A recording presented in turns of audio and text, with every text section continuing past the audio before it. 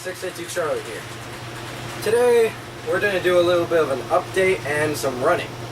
My friend Zach here is brought over his engine. It's not DCC, but it's DC. I don't know if he'll be converting it over to DCC or not. But I've also wired up my layout to be able to run DC engines. So, on that note, let's get started. Alright, so first off, I've been actually getting some buildings. I've been getting some pre-built and some I've built myself. The church, as seen, is pre-built. The white house to the right, I built myself and painted the brown windows. That was my first time building a model, so not the greatest, but it's okay.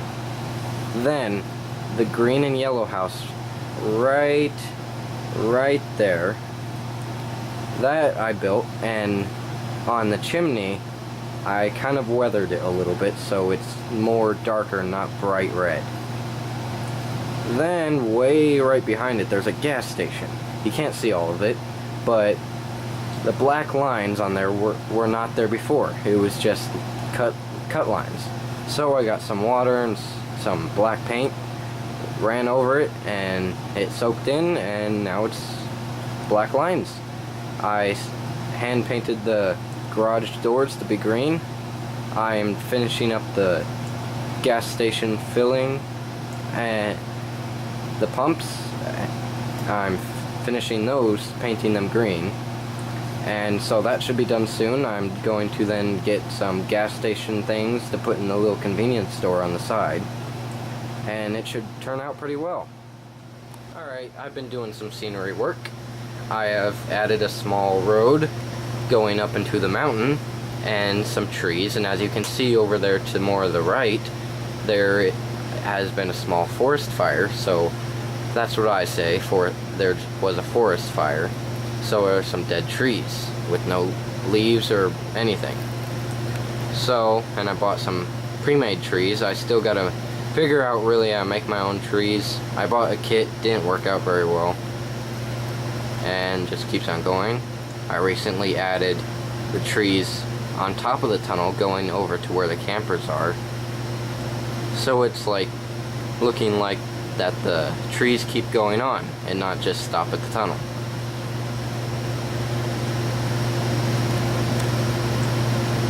Then in the trees right over there you can see an old truck I should say, with some logs. I'll run all over there and we can look at more detail. Alright, we're over by the dead trees and over by the old log truck.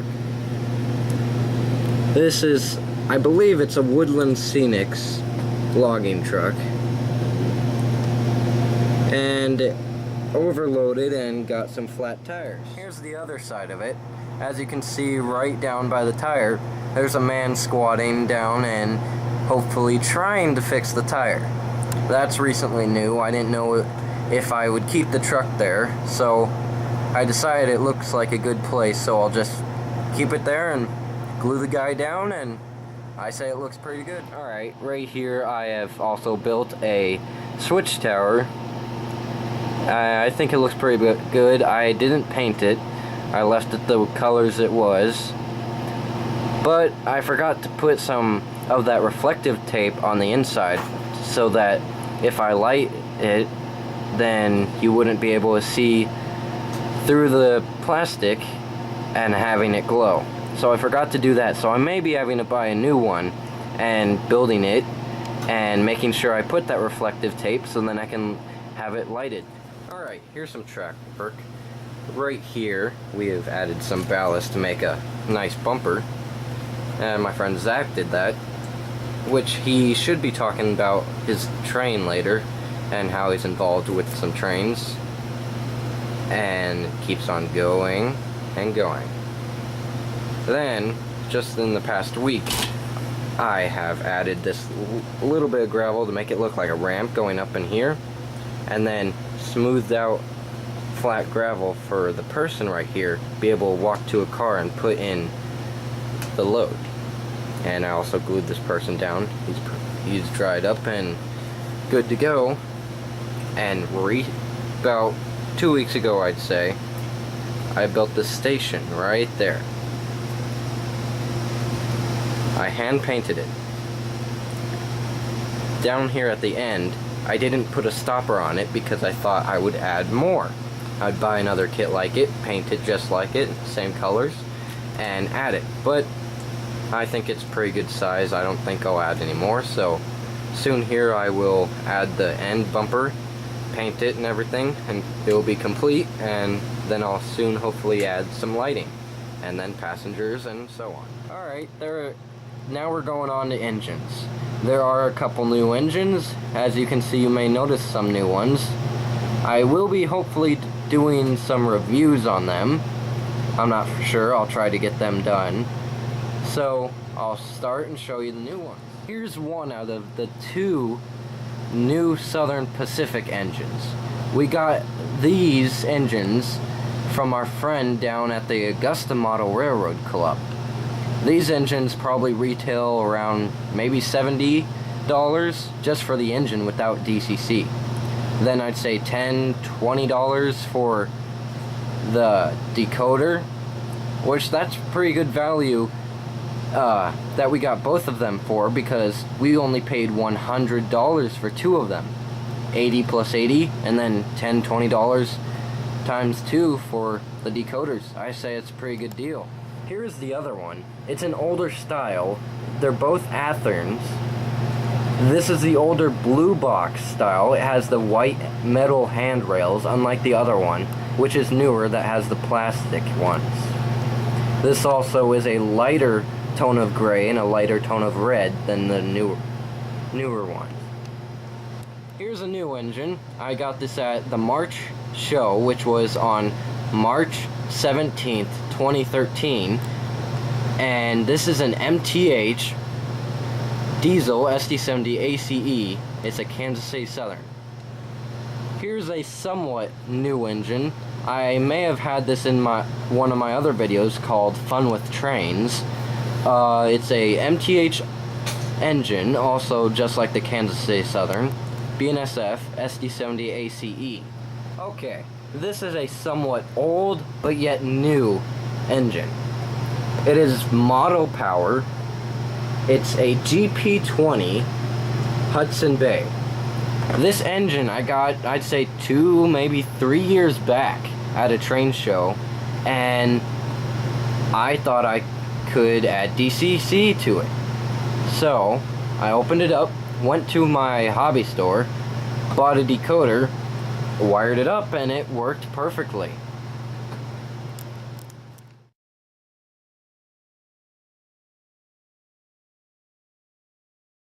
I'm Zachariah, Chris's friend. This is my dad's engine. It's a Union Pacific FEF-1484 Northerner from Union Pacific. It's made by Bachmann.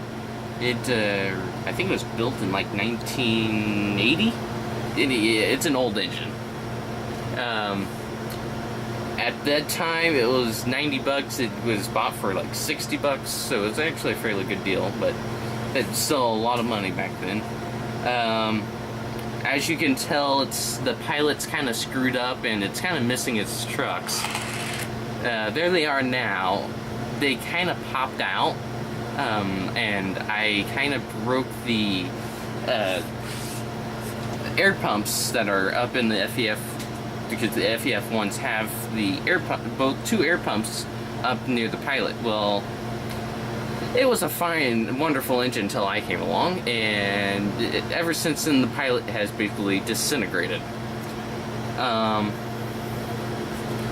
So yeah, I plan to hopefully put it back together finally, but anyway, it's a neat little engine. It has a smoke unit in it. It is DC right now. I don't know if I'm going to do DCC. I might. If I do, I'm not going to spend the extra $10 or whatever for the board to be DCC. I'm just going to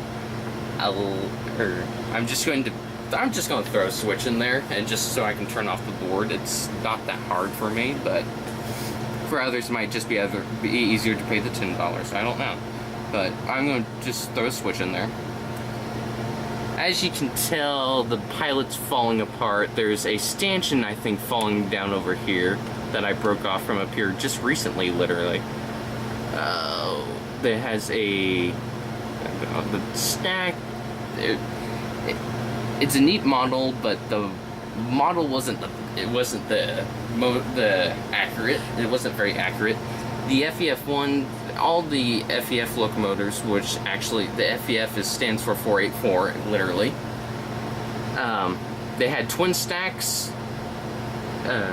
They had they had the headlight and they had a hazard light on the front end of the boiler. The whistle leaned up against the twin stacks, if anyone knows what it basically looks like. It should look like the 844, other than it has a two-tone gray paint scheme. If you know about the 844. On the FEF ones, there's no numbers on them, but there's classification boards here. There weren't ever any classification boards on the sand dome. There wasn't a steam dome back here. The steam dome was in the middle of the sand dome, and there's 3 pop-off valves in the back of the engine, and there weren't any tubes. So it's a neat model. It isn't the most accurate, but the only difference between the FEF1s and the FEF2s and 3s, because they were basically the same thing, and the FEF3s where the 844 came from, is it just a little, the cab's smaller. The tenders are smaller on the FEF1s. I don't remember what else. I think that should be it. And on this FEF1, it is an oil-fired steamer. Like I said, it's a neat little model. It used to be all in one piece, but I'll fix that eventually. Eventually. And this is my dad's old FEF1.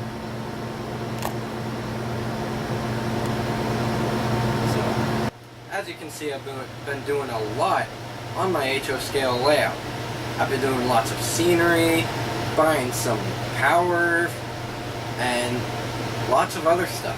Building buildings and anything you can possibly think of, I guess.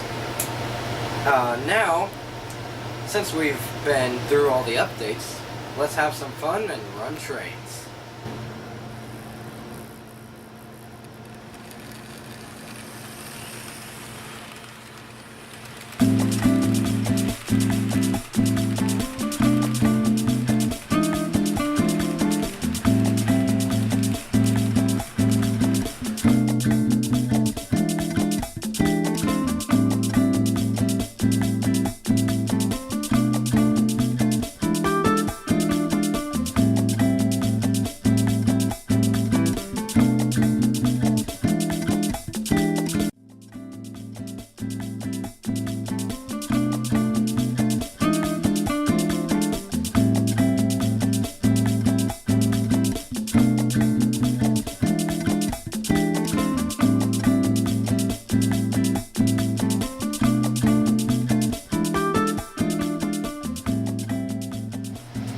Alright guys, this is the end of this video for now. I hope you enjoyed this video, enjoyed my layout, enjoyed my DCC/DC layout, and thank you Zach for bringing this wonderful FEF-1 model to my layout. Well, that's all for now. I'll see you next time. 682 Charlie signing out.